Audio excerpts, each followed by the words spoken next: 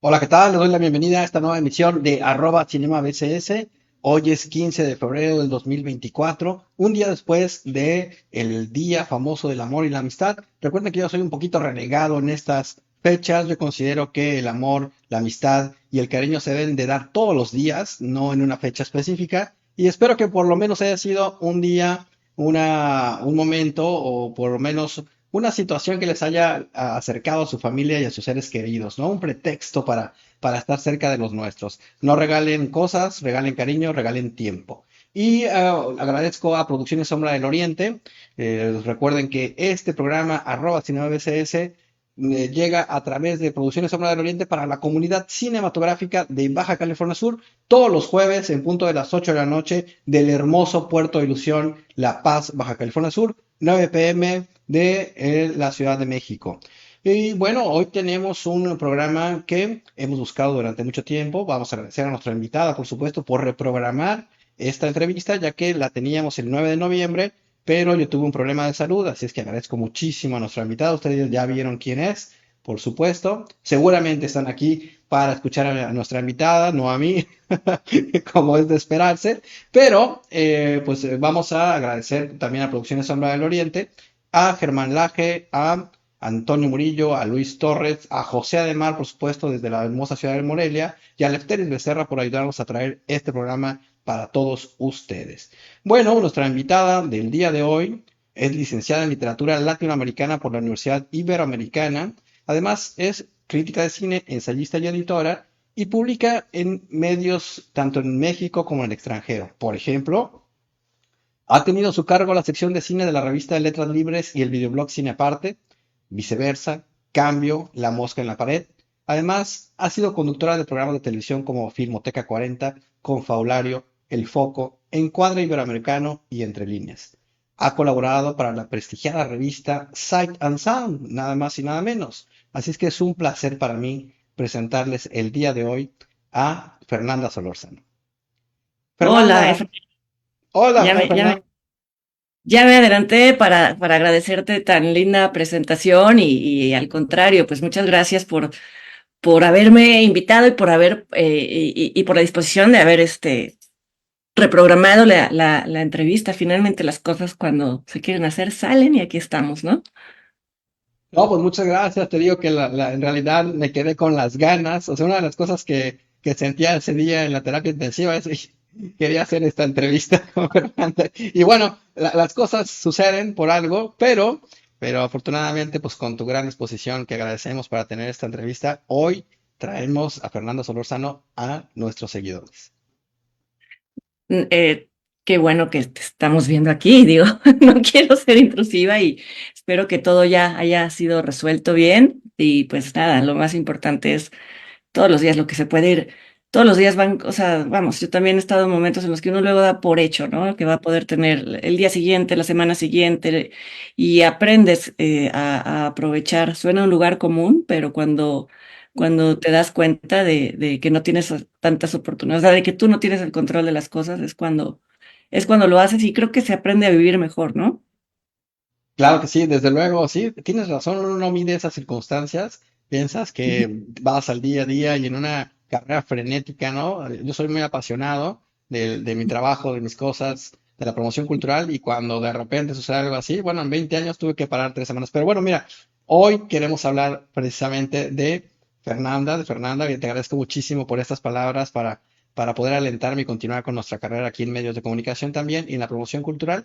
Pero en realidad me gustaría platicar más acerca de las circunstancias que engloban este libro que me gustó muchísimo, por cierto, Misterio de la Sala Oscura, y con todo este currículum tan impresionante que acabamos de mencionar, me gustaría preguntarte de forma inicial, Fernanda, dentro de esta trayectoria que has tenido, ¿cuál dirías tú que es un momento o que es una anécdota o que es un tiempo de formación para ti que ha sido trascendental, lo que te ha ayudado a construir tu forma actual de criticar y escribir? Pues han sido varios momentos, o sea, vamos, de entrada, el más impresionante o el que más miedo me dio fue cuando de un día a otro me di cuenta de que me habían dado un espacio que fue en la revista, en el suplemento sábado del periódico Uno más Uno, de un día a otro me enteré que iba a ocupar el espacio que ocupaba entonces un crítico que todavía sigue en activo y que yo leo y que admiro mucho, que es Nate Viella, y que tenía un público lector construido totalmente y era un suplemento, bueno, pues para quien recuerde aquellos días de los suplementos culturales, sabrá que era, pues era donde se vivía la vida cultural en México. Ahorita ya no hay suplementos culturales, ya cambiaron muchas cosas, el internet vino pues no a voltear todo de cabeza, no me gusta satanizar, pero bueno, era distinto y para mí estar en sábado, en mi primer trabajo, yo apenas acababa de salir de la universidad, fue darme cuenta de que tenía que hacer una carrera autodidacta como crítica de cine. No existe la carrera de crítico de cine como tal, ¿no? Por eso hay veces en las que la gente te cuestiona, bueno, ¿y tú con qué credenciales me vienes y me dices esto o aquello? Y pues tienen razón, no es como tú que siendo médico, ¿no? Pues no te podrías, no abrirías un cuerpo humano con un bisturí si no tuvieras un certificado que lo respaldara, ¿no?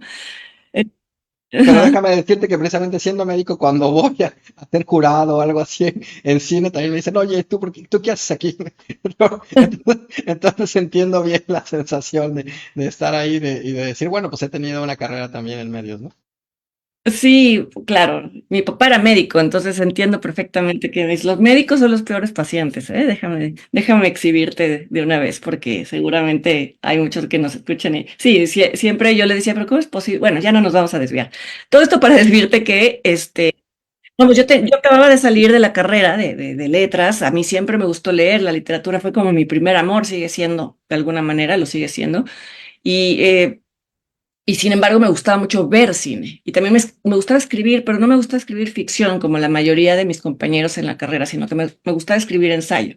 Entonces, de alguna manera se encontraron esos dos caminos. El gusto por ver cine y el gusto por escribir ensayo. Entonces, la crítica de cine era como un medio natural para conversar con un espectador en potencia, ¿no? Para compartirle mis entusiasmos, la irritación que me podía provocar una película, pues toda esta conversación, que para mí es la crítica, es una conversación, no es nunca una palabra final, ni un juicio, no es eso, ¿no? Y sin embargo, bueno, cuando de pronto tuve la oportunidad de ya ser parte formal del equipo de Uno más Uno, pues me di cuenta de que tenía muchas carencias. Vamos, me gustaba el cine, pero no es lo mismo que te gusta el cine a saber historia de cine, corrientes cinematográficas, entender un poquito de pues, en qué consiste analizar una película. Y pues todo eso lo fui haciendo en el camino, aprendiendo de lo. Cada vez que publicaba, leí un texto mío, decía, caray, esto le falta aquello y demás. Y bueno, estamos hablando además en la época pre-internet, en donde tú no podías conseguir una película o ver una película como tal, o comprar, no había, era estar cazando películas que te interesaba ver y que te interesaba ver a partir de lo que leías. Tal vez de ahí también nació mi gusto por ser crítica de cine, porque leía crítica de cine y a veces no conseguía ver las películas y era suficiente con que, o sea, me tenía que conformar con haber leído sobre ellas y también un poco por ahí el amor a la palabra escrita de la crítica de cine. Entonces, bueno, eso fue un primer momento importante para mí, ese aprendizaje a pasos pues forzados, pero pues que me tomé muy en serio y que creo que eso es algo que también te tienes que forjar tú solo, ¿no? Cuando no tienes una escuela, un temario, unas calificaciones y demás, y es aprender de tus errores. Y bueno, pues ya después cuando se empezaron a diversificar los medios en los que podía colaborar. Al principio era sobre todo en medios impresos, después empecé a tener espacios en radio, que como el que estamos teniendo, es un lenguaje totalmente distinto. Después la televisión, bueno, pues yo nunca me consideré alguien con una preparación para pararse, pues uno siente que se requieren habilidades distintas, ¿no? Y que un programa de televisión o de radio, pues no te permite a veces llegar a- al fondo de lo que quisieras por los tiempos, por el formato, no digo que esté mal. Entonces, bueno, fue también eso, fue empezar a aprender a adaptarme a llegar a estas distintas audiencias. Y bueno, y luego el gran reto, pues la llegada de Internet, ¿no? Darte cuenta de que todo estaba cambiando. Todavía creo que apenas estamos, ni siquiera es así, ya estamos entendiendo en qué consiste el hecho de que se democratice absolutamente todo, la opinión. Todo el mundo puede opinar de cine, lo cual a mí me parece bien, pero pues, sí, dime. Sí, porque mira, algo que también a mí me causó mucha admiración Es que precisamente, bueno, a mí me gusta tu estilo sobrio, profesional, clásico de cómo analizar y de cómo confrontar el cine con la realidad de ese momento, con el momento histórico. Es algo que yo también a veces no sé identificar si el cine moldea a la sociedad o la sociedad moldea o ambos se imbrincan, ¿no? Pero Sí. me gusta mucho esa parte de cómo analizas. Y déjame decirte que me impresiona la cantidad de reproducciones que tienes o tuviste en tu videoblog de YouTube. O sea, con ese estilo tan sobrio que nos gusta, o sea, que es de nicho en realidad, las reproducciones que tenías eran impresionantes. Entonces, dices bien, o sea, nos cuesta trabajo adaptarnos, pero aún así lo lograste y lo lograste de forma espectacular. Gracias, pues yo fui la primera sorprendida porque, bueno, fue un experimento que hicimos cuando nos dimos cuenta de que, bueno, que la página de internet de la revista empezaba a tener pues la misma importancia que la página impresa, pero yo les decía, honestamente, yo les decía, yo no tengo, o sea, yo nunca no me imagino a mí misma siendo como de estas, y no les estoy, de verdad, no estoy haciendo ningún juicio de valor, ¿no? Pero teniendo este lenguaje, tarará, porque pues finalmente para mí era una extensión de lo que yo escribía, ¿no? Y yo pensaba, a lo mejor esto se va a hundir estrepitosamente, porque pues, ¿quién le va, no? Pero como dices, yo creo que las cosas encuentran a su público, ¿no? A sus, en este caso, a su audiencia audiovisual, y a mí también me sorprendió, digo, sí, la experiencia cine aparte fue totalmente, me abrió los ojos también a no estar cerrada a los distintos lenguajes, ¿no? Como que tal vez a veces decimos, no, esto ya es para una generación que ya no me corresponde, yo no me voy a mover de donde estoy porque aquí estoy. Y pues sí, me sentí muy vulnerable al principio, porque no es lo mismo poner un punto final y entregar un texto y que nadie te replique a, pues, vamos, ¿no? A todo lo que implica es lo que estamos haciendo ahorita. De pronto estás expuesto en muchos sentidos, ¿no? Comunicas con la voz y con el cuerpo, cosas que no te das cuenta y que en ese momento, pues, ahí estaba. Así que también La fue un momento interacción, ¿no, de... Fer? La interacción con la audiencia en ese momento, en tiempo real, al ver los comentarios, hay gente que critica de forma constructiva, otros que a veces nos hacen ver puntos que no veíamos nosotros mismos, ¿no? Y bueno, esa interacción de repente como que sí pega, entiendo esa situación, sin Mm, embargo, y yo mira, yo lo voy a decir, no, espero que no, como tú dices, no se ofenda a nadie, pero yo también lo he comentado, porque en medios de comunicación a veces te piden que hables así como Luisito Comunica, ¿no? Y no podemos, o sea, o sea, no puedes porque es parte de tu formación, es parte de tu característica, de tu personalidad, en fin. Y por eso me encanta, o sea, y tu videoblog me lo sigo viendo, ¿no? O sea, cuando tengo alguna duda sobre alguna película, inmediatamente me voy al videoblog. Y además tienes ese lenguaje, te digo, que es muy clásico, que nos gusta a muchas personas. Yo era uno de los fanáticos ahí del videoblog de Cine Aparte, por supuesto. Y pues sí me impresionó que con ese estilo tan clásico, insisto, tuvieras ese empuje y te pudieras adaptar también, y pues obviamente te felicito, pocos pueden hacerlo como tú, a las redes sociales. Pues gracias. También fue, como dices, totalmente complicado el tema de la... Creo que no estamos preparados, creo, es tal vez, no sé, un disparate lo que voy a decir, pero creo que no. Evolutivamente nuestro cerebro no está preparado a recibir tanta crítica, buena y mala, pero de tanta gente que no conocemos. Generalmente, pues estábamos acostumbrados a que todo eso sucedía en tiempo real, viéndole la cara a otra persona, y ahora, pues no, ¿no? De pronto podía hacer que mucha gente te diera buenos comentarios y te clavaba, o sea, bueno, esta cosa es inevitable, ¿no? ¿Quién te está atacando? ¿Por qué? Te sientes muy vulnerable, ¿no? Te sientes muy vulnerable, pero bueno, hay que aprender de eso y si es necesario incluso desconectarse un poco también, ¿no? Yo llegué a un momento en el que dije, no voy a contestar todo, no lo voy a leer todo porque no es, si eso va a afectar la manera en que yo me voy a empezar a relacionar con el videoblog, entonces se pierde el objetivo inicial. Va a regresar, ¿eh? Digo, si te cuento que va a regresar en un formato distinto. Ahora voy a conversar con alguien, con Eric Estrada, que quizá ustedes lo han conocido, leído, que tiene su propio podcast, porque me pareció también interesante el ejercicio justo de conversar, ¿no? Digo, escuchar puntos de vista distintos, a veces estaremos de acuerdo, a veces no, pero también también sentí que era momento pues de eso, ¿no? De darme a mí la oportunidad de poder defender tal vez algo que en ese momento estoy escuchando y a lo que no voy a, quizá no voy a estar de acuerdo. Y me gusta mucho sentir esa nueva vulnerabilidad, ¿me entiendes? Oye, qué padre, porque además te íbamos a preguntar eso, sí. nos ibas a dar esa noticia de si regresa o no regresa. Sinceramente, o sea, se crea la costumbre de verte ahí en el videoblog y yo se lo sigo recomendando. Vayan y véanlo. Duró unos 4 o 5 años, Fernanda. No, duró 10 años. Años, 10 años, 10 años. La verdad es Ujú. que es impresionante. Vean una crítica muy interesante, por supuesto, basada en investigación y pues en un embalaje completo de la educación que tiene Fernanda. O sea, para poder criticar definitivamente se requiere tener pues cultura y eso Fernanda lo muestra en su videoblog. Oye, Fermina, pues el tiempo se va bien rápido cuando estamos disfrutando algo. Y los invitaríamos a que vayan y vean el videoblog en YouTube, Cine Aparte, de Letras Libres. Ujú. Tiene muchos videos sobre muchas películas interesantes y incluso también Fernanda se atrevió a ver blockbusters y todo, ¿verdad? Porque eso es también parte de lo bonito del videoblog, que no solo te fuiste con el cine de arte o cine de autor o como le quieran denominar, sino también algunos blockbusters y películas de venta masiva, porque también hay que analizar este fenómeno como parte de la sociedad, ¿no? Claro, yo no creo que sean malas películas per se ni nada. Es decir, pues grandes películas en la historia del cine se construyeron como películas para ser consumidas masivamente, ¿no? Vamos, el libro que mencionabas habla de esas películas, ¿no? El Padrino fue pensada para ser una película comercial, Tiburón fue pensada para...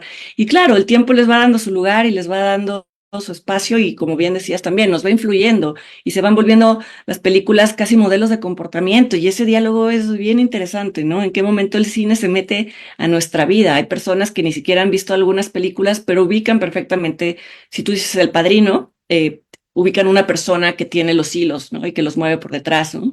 Hay personas que no quieren ver El Exorcista porque tienen miedo de lo que pueda, o sea, de una película que ya tiene, ¿qué? 50 años, ¿no?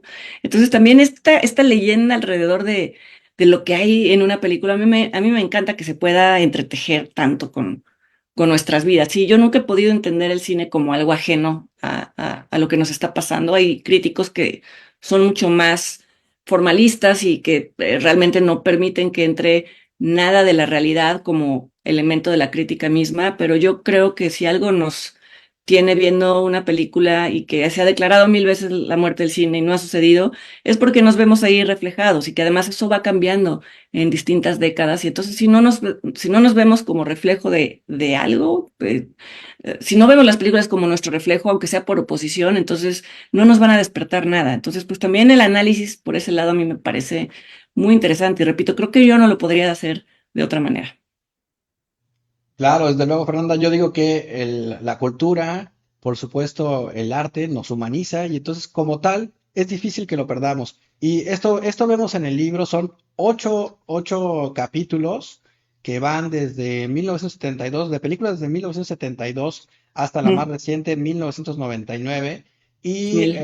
sí, los capítulos tienen títulos como Las máscaras de la violencia, Los resortes del miedo, hablando del exorcista, ¿verdad? Hasta Ujú. las transformaciones del cuerpo que nos habla de la Matrix. Entonces, también yo diría que Fernanda en este ensayo, además de mostrarnos la película y la historia de la película, también nos hace reflexionar muchísimo sobre la época, sobre el momento histórico. A mí particularmente como un ejemplo, Fernanda, me gustaría hablar de la purificación del poder, del capítulo de la purificación del poder, porque me parece que es algo que estamos viviendo actualmente. Vimos, por ejemplo, el norte sobre el vacío y Ujú. vimos la civil, por ejemplo, que son Ujú. cuestiones que te comentaba, o sea, una verdadera preocupación del momento histórico que vivimos y me parece que todos, o sea, todos los capítulos, analizando Forrest Gump, en fin, pero este capítulo me parece que podría ser un buen ejemplo de cómo este libro no va a pasar de moda. ¿Qué nos cuentas, Fernando?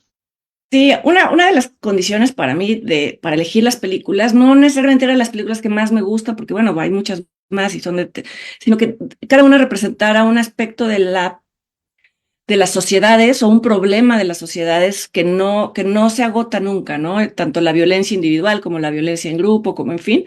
Y en el caso del ensayo que mencionas, que se refiere al Padrino, habla de ese momento en el que las personas en una determinada sociedad, en determinado momento, dejan de creer en las instituciones porque se dan cuenta de que están totalmente desgastadas. La película se da después de que en los 60 pues asesinan a los Kennedy, todos los movimientos en pro de los derechos civiles y todo, de alguna manera no cumplen las expectativas que se esperaba que tuvieran de ellos. Las personas se sienten muy desprotegidas por las instituciones. Todo habla de Estados Unidos, pero todo esto como para que podamos encontrar paralelos. Y como en esta familia de criminales, que son los Corleone, hay, vamos, hay tal control y hay tales códigos de conducta que de alguna manera las personas empiezan a sentirse acogidos por ellos, ¿no? ¿Qué pasa cuando las instituciones, los gobiernos son tomados o pues terminan bajando la cabeza ante estas otras formas de exigir y de ganar terreno y de dominar un sistema y una sociedad y una economía? Ya, muy interesante, tocas temas como los Kennedy, los asesinatos de la familia Kennedy, que realmente llama la atención porque estamos viendo entonces que hay una situación que podríamos extrapolar a momentos distintos de la época en distintos países. Ahorita estamos viendo algo pues, que nos atañe a todos los mexicanos, que nos genera esta preocupación, pero pues en ese momento los estadounidenses también se enfrentan con su realidad, ¿no? O sea todo esto de la cuna de la democracia y toda la situación de ir a disfrutar de una nueva libertad que venía del problema de las guerras en Europa, pues aquí choca con de frente con un muro, ¿no? Sí, no, y bueno, hablando de cosas que se podrían extrapolar o de películas que se podrían extrapolar al presente, yo pienso mucho siempre en Taxi Driver, en una película que ahorita tendría una vigencia y tal vez no se lee como tal, ¿no? Ahorita que Estados Unidos está tan polarizado y en donde Donald Trump justamente lo que ha aprovechado es esa polarización y el hecho de culpar a ciertos sectores de la sociedad y decir que que están tomando el lugar que les corresponde a ciudadanos, vamos, a los que son su base de votantes, ¿no? Siempre pienso en este personaje de Taxi Driver, en Travis Bickle, como un votante de Trump. Si te fijas, te acuerdas que realmente él lo que quiere buscar es casi limpiar, como lo dice tal cual en la película, los diálogos, ¿no? Buscar limpiar la escoria de las calles, un poco como, y se refiere a inmigrantes y se refiere como a los grupos marginados, es esa retórica. Y es un poquito también esta retórica nacionalista, chauvinista que está también aprovechando Trump. Entonces sí, claro, creo y no es eso la película solamente, ¿no? Tiene otras cosas, porque el hecho de que Schrader y Scorsese sean tan religiosos, también acaban dándole a el personaje mismo pues una especie de aura de él cree que está haciendo un acto de redención social, en fin, ¿no? Claro que limitar una película a una lectura social pues también es perder de vista muchas otras cosas, pero hablando de las cosas que podrían en este momento ser retomadas, pues sí, por ejemplo, está Scorsese todo, ¿no? Scorsese todo como alguien que se ha dedicado a ver cómo se va rompiendo el tejido de la sociedad y quiénes van tomando el poder y desde que, pues bueno, hasta su última película, como siempre hay como una especie de cacería de un grupo hacia otro, ¿no? Sí, claro.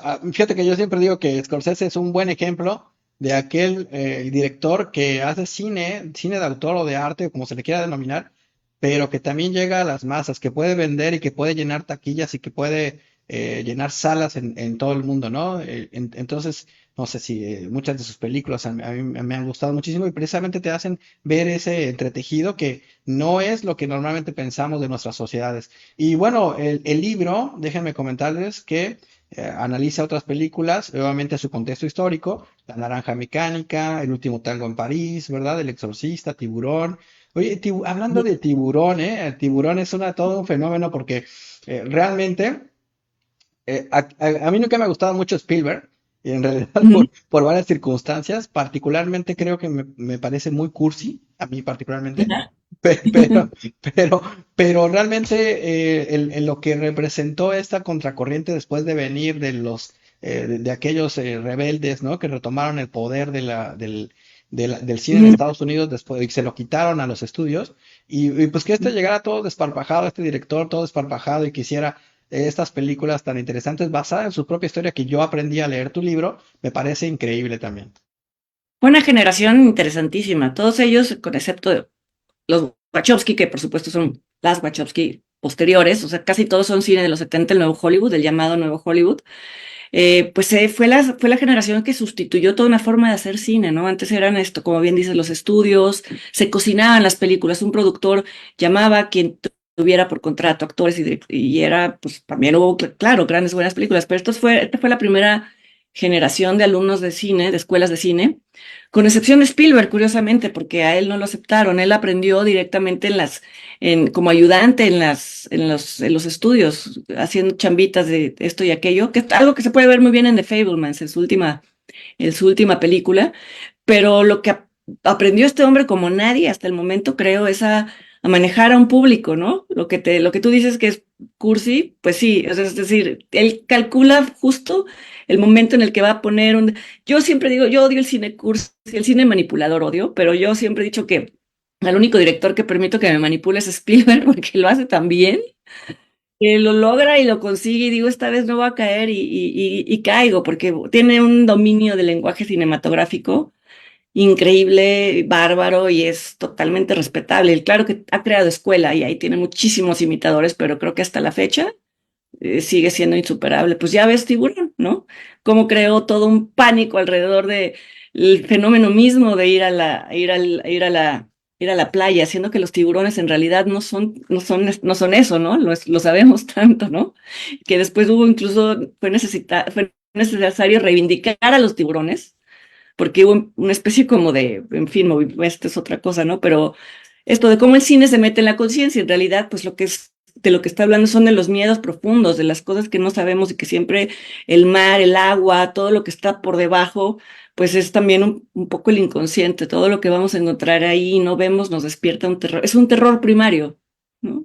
Y lo explotó perfectamente a través de un animal, de la figura de un animal. Sí, claro, y de hecho, exactamente eso es lo que sentí, que yo antes de leer tu libro tenía otra idea de Spielberg y después de entender su historia, después de saber cómo llegó y cómo todos los directores de su generación, ¿no? Estaban buscando, pues, tener su opinión sobre el cine y que no les importaba desde el punto de vista tanto lo que complacer a la audiencia, sino, pues, expresarse, ¿no? Y él, Ujú. me parece que, como dices, sí calcula exactamente cómo hacerle para llegarte, ¿no? Y como para espantarte, por ejemplo, con Tiburón, pues sí tienes toda la razón. O con E.T., ¿no? O sea, Sí, claro. cómo hacerle para llegar y precisamente tocar esa fibra sentimental y volverse, bueno, pues toda una escuela. Entonces, pues esto tenemos en el libro de Fernanda Solórzano, Misterios de la Sala Oscura. Fer, si tú nos permites en otra ocasión, en nuestra intervención, nuestra cápsula de radio y de televisión, vamos a regalar algunos libros impresos, obviamente, físicos, pero también quiero decirles que pueden encontrarlo ustedes de forma digital. Es ahora muy sencillo. Métanse ahorita en este momento, busquen Misterios de la Sala Oscura y van a poder comprarlo de forma digital para leerlo terminando @cinemabcs. Así es que, Fernando, estamos llegando al final nuestro programa y pues También, también hay audiolibro, ¿eh? Para quienes les gusta ir manejando y oírlo. No lo narro yo narro la introducción, pero lo narra una narradora excelente. Por si prefieren ese formato, también ahí está. mira, qué genial. Oye, también eso es interesantísimo porque estás incursionando no solo en lo clásico que nos gusta, ¿no? El libro impreso, de tenerlo aquí físicamente y todo, pero, por ejemplo, para mí, el leerlo rápidamente y buscarlo en internet fue pues una puerta para poder invitarte a esta entrevista. Entonces, definitivamente voy a tener uno físico para tenerlo aquí en mi colección como un libro que me cambió la perspectiva sobre todo de algunos Sí. directores, específicamente de Spielberg. De los demás, como que, fíjate que me interesó mucho su historia, de cómo la vas narrando, cómo entretejes esta situación con el momento, por ejemplo, con el feminismo. Entonces, pero de Spielberg como que sí dio un vuelco mi pensamiento al respecto de este director, porque sí, yo como que era medio ahí, medio reticente para ver sus películas. Sin embargo, crecimos con ellas, eso es un hecho, ¿no? Totalmente, cambió la historia del cine también en ese sentido, para bien y para mal.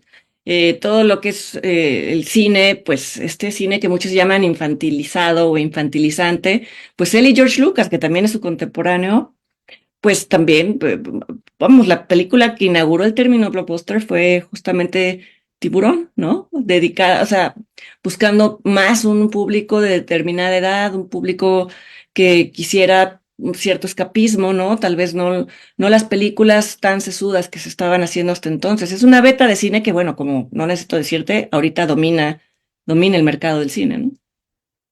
Sí, claro, Fernanda, mira, la verdad, una gran experiencia leer tu libro. Te Ah, agradecemos que tengas esta disposición y esta capacidad de escritura para que todos los demás la gocemos. Fernanda, un consejo para todos aquellos que nos están viendo aquí en arroba @cineabcs. Nos gusta que los chicos, los chicos que están ahorita en preparatoria, que quieren dedicarse a la cinematografía, que quieren dedicarse a la crítica del cine, un consejo para ellos, ¿qué les dirías? ¿Qué hay que hacer? ¿Cómo hay que formarse? ¿Qué carrera deben de escoger? ¿Qué les dirías tú? mira, cuando yo estaba estudiando letras, me recuerdo que era el boom de la carrera de comunicación y un problema que yo veía, porque además eran compañeros incluso de mis propias clases, era que ellos querían salir en la tele y querían siempre como poner el carruaje adelante del caballo, ¿no? Y realmente les faltaban lecturas, les faltaba descubrir el universo que querían contar. Es, o sea, que puede tener que ver con las influencias que tengas o puede tener que ver con tus experiencias, pero tienes que salir al mundo y tienes que tener ese pozo lleno. No, o sea, creo que si la meta es publicar o hacer una película para que veas tu nombre en la cartelera, eso se revierte, eso no funciona porque no hay nada que tú puedas contar y que te haga único. Y que a veces va a ser un poco tal vez difícil llegar con no sé si te interesa ser guionista, llegar con un guión en donde tú lo sientas personal y te van a decir, no, pero ¿por qué no hablas mejor de esto que ahorita interesa más? Yo siempre creo que hay que pelear por lo que, mira, este libro yo lo llevé a la editorial hasta que estuvo terminado, porque yo sabía que si llegaba antes, me iban a decir, pero ¿por qué estás tratando los temas así en capi? Yo no quería que me dijera nada. Entonces dije, si no les gusta tal y como está, lo llevo a otra editorial, pero bueno, fueron pues muy abiertos en Random House, se dieron cuenta, bueno, no se dieron cuenta, yo no tenía idea de si iba a funcionar o no, pero confiaron en que iba a encontrar su público y es lo mismo, creo que es lo que te quiero decir, que creo que si tú puedes sostener lo que tú estás diciendo, porque tú le encuentras una lógica propia, porque se corresponde con lo que quieres contar, eso va a encontrar su foro, su camino, su audiencia, sus lectores, sus espectadores. De otra manera, si ves cómo se va a vender mejor o qué conviene tratar, qué tema conviene tratar, porque ahorita es de lo que sea, eso no funciona. Eso no funciona. Lo he visto también en colegas y lo he visto pues en otras profesiones. Si tú no tienes de verdad claro qué es lo que quieres contar o cómo te quieres relacionar con el material que estás presentando, va a ser muy difícil que llegue a algún lugar. Aunque sea una persona que llegue, te vas a sentir satisfecho. Muchísimas gracias, Fernanda, por este consejo, por estas palabras y por estar aquí en arroba @cineabcs después de este tiempo, ¿no? De este tiempo que pasó desde la programación de la entrevista inicial y además por darnos estos consejos porque realmente queremos que la cultura siga viva, que el cine mexicano siga vivo, que los escritores, que los críticos de cine mexicanos tengan palabra, tengan voz, ¿verdad? Y bueno, las redes también tienen esa ventaja. Si tienes algo que decir, lo puedes hacer muchas veces con producción de guerrilla, como lo estamos haciendo nosotros, muchas veces en alianzas con productoras grandes. Pero miren, lo único que les recomendamos es que vayan, lean y busquen a Fernanda tanto en sus libros, en sus columnas, como en sus videoblogs. Ya nos adelantó que viene un nuevo formato de cine aparte, lo cual agradecemos todos sus fanáticos. Yo he tomado cursos que he dado Fernanda también en línea durante la pandemia, te diste cursos también. Así es que, pues te Bueno, agradecemos, Fernanda, por esta participación y te invitamos para que nos veamos después en radio o en televisión y que podamos regalar tus libros aquí en Baja California Sur. claro que sí, encantadísima y pues ya puesta para la próxima plática y les agradezco mucho todo este tiempo y todas tus palabras generosas. Muchas gracias y muchas gracias a usted que está en este momento sintonizándonos en su teléfono inteligente, en su pantalla, en su televisor y que bueno, o sea, aquí estamos en Carnaval, Fer, así es que muchos dejaron de ir al carnaval para vernos en nuestra emisión de los jueves de las 8 de la noche. Así es que gracias a todos ustedes, nos vemos la próxima semana con más de cine, con más de cinematografía, por supuesto aquí en @cinemabcs. Muchas gracias, Fernanda. Gracias a ustedes. Un abrazo a todos.